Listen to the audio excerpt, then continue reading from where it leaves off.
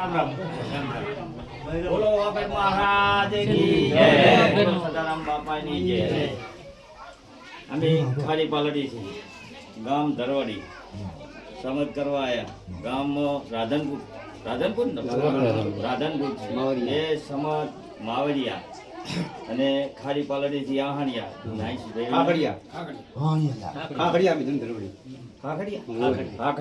તમારું નામ શું? ગોવિંદભાઈ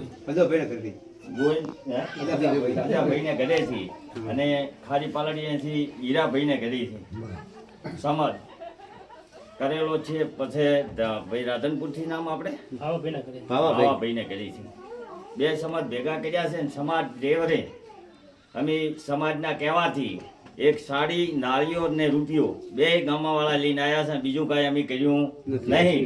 સમાજ પ્રમાણે અમે વ્યવહાર કર્યો છે ને સગપણ કર્યા છે.